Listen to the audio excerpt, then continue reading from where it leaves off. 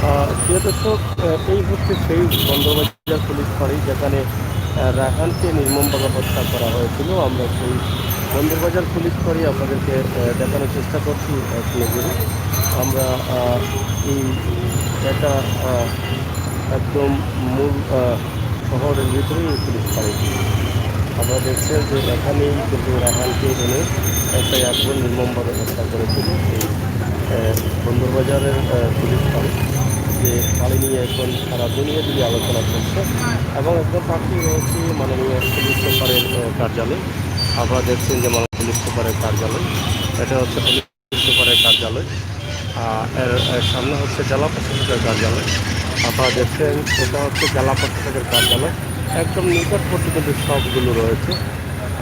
এই ভিডিওটি আপনাদের কাছে কেমন লাগে আপনারা কমেন্ট করেন। আমরা শুধুমাত্র আপনাদের অনেকেই দেখতে চেয়েছেন যে বন্দরবাজার পুলিশ ফাঁড়ির অবস্থানটি কোন জায়গায়, আমরা সেটা ধরে তুলে দিচ্ছি আপনাদেরকে। এই বন্দরবাজার সিটি পয়েন্ট, আমাদের মধ্যে সিটি পয়েন্টের লগেই কুদরতুল্লাহ মার্কেটের পাশেই রয়েছে এই পুলিশ ফাঁড়িটি। আমরা আজকে আপনাদেরকে দেখানোর চেষ্টা করছি। এখান থেকে আমরা যে ভিডিও দিচ্ছি আপনাদের, অবশ্যই আপনারা বুঝতে পারছেন যে এই বাড়িতেই কিন্তু রাখানকে এনে নির্মমভাবে হত্যা করা হয়েছিল সেই এলাকা। জেলা প্রশাসকের কার্যালয় এবং পুলিশ সুপারের কার্যালয় কিন্তু একদম নিকটবর্তী এই বন্দরবাজার পুলিশ ফাঁড়ি। ইতিমধ্যে পুলিশ ফাঁড়ির দায়িত্বে 3 জন কে বদলি করা হয়েছে।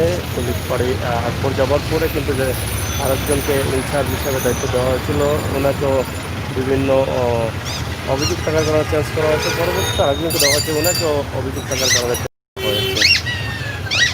আশা করি ভিডিওটি আপনাদের কাছে কেমন লেগেছে অবশ্যই আপনারা কমেন্ট করবেন। ভালো থাকবেন, নিরাপদে থাকবেন, সুস্থ থাকবেন এবং সিলেটের ম্যাগাজিন ইউটিউব চ্যানেলের সাথে থাকবেন। একদম শহর প্রান্তিক শহরের ভিতরেই রয়েছে বাড়িটি। আর এখান থেকে টানা মাত্র মোটর সাইকেল করে গেলে অথবা রিক্সা করে গেলে মাত্র 5 মিনিটের, রিক্সায় গেলে 5 মিনিটের জায়গা হচ্ছে সেই কোয়ালি মডেল থানা। আমরা আপনাদেরকে আজকে বন্দরবাজার পুলিশ ফাঁড়ির অবস্থা তুলে দিলাম। আশা করি আপনারা এখানে রয়েছে পুলিশ সুপারের কার্যালয়, এটা হচ্ছে পুলিশ সুপারের কার্যালয়।